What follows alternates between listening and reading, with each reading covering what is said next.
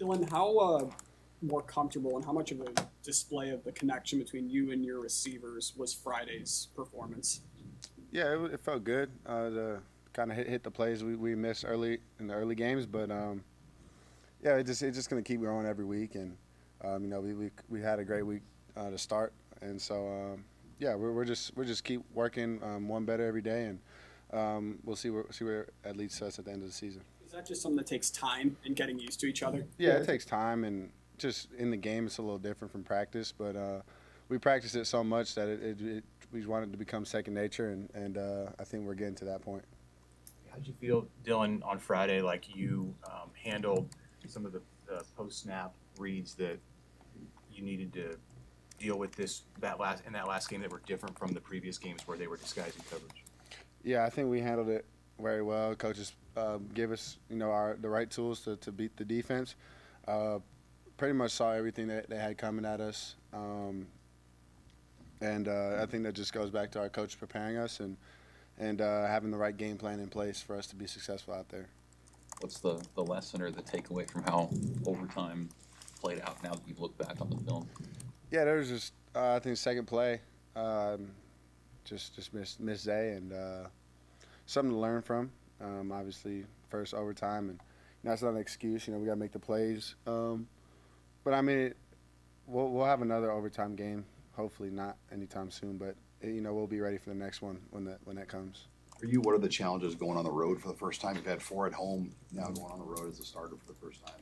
Yeah, I think nothing changes for us other than we'll be wearing white jerseys instead of red, and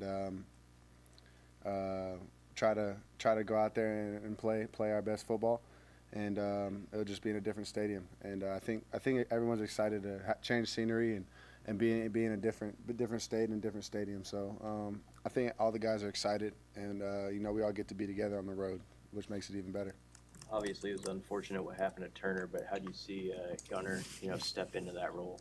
Yeah, I think our whole program is built on the next man up, and Gunner's been learning from Turner and Teddy even hurt and still trying to get these guys right, and I'm very confident with what Gunner's doing, and he's been playing college football for a little while now, so there's no worries there. Coming off that first loss, what have you seen from the guys and their attitude when you got back to work this week? Yeah, we just got back to who we are. Kind of drifted from what we really stand for in our program, and kind of nipped us in the butt. And I think it's good. I know our team will respond very well.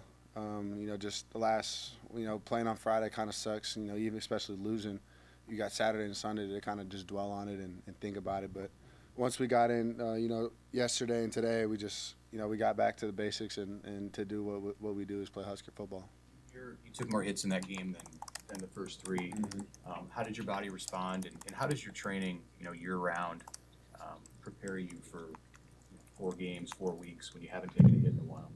Yeah, we had another day to recover, so use that as a benefit. But no, I mean, you prepare. That's what you train all off season for, is to get hit in the big games. And yeah, my training all year round, I think helps us.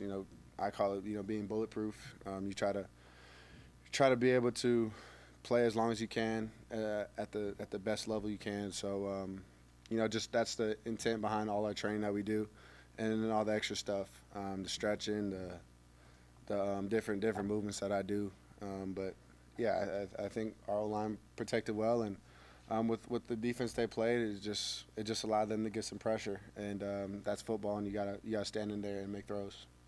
Dylan, what's your early evaluation on Purdue's defense?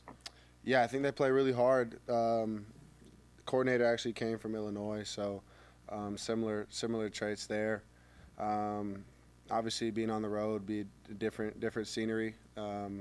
That's just an outside distraction that we won't focus on. But yeah, I think they play really hard. They have dudes, and we got to be very smart on how we attack, and we just got to go out there and win. How do you prepare just for crowd noise, dealing with that? You kind of had the nice home crowd for that. I mean, what are the things you guys have done different this week? Yeah, it's fun. I was actually thinking the same thing, talking to Coach Rule. And our stadium's so loud that when we're on offense, it's pretty loud, to be honest.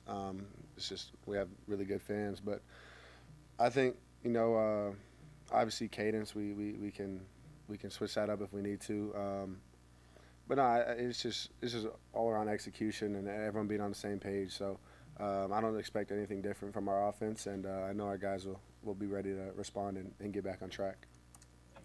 Hey, can you share a little bit about your approach on not always throwing the ball as hard as you can, on using touch and throwing receivers open, and how that part of your game has evolved? Yeah, I think there's a time and place to when you want to zip a ball and when you want to touch it. I guess it's kind of just a feel thing for me. Work on both types of throws. Yeah, I mean, it's just an instinct that's been trained over and over again. Whether it's man coverage and you're throwing a guy away from coverage, or if it's zone and you have someone underneath, but you got to throw over him. So it's just things that you got to react to in the game right away. And I think Coach Thomas has done a great job of preparing all those scenarios for us. So when it happens in the game, we just react and play. Thanks. Thank you.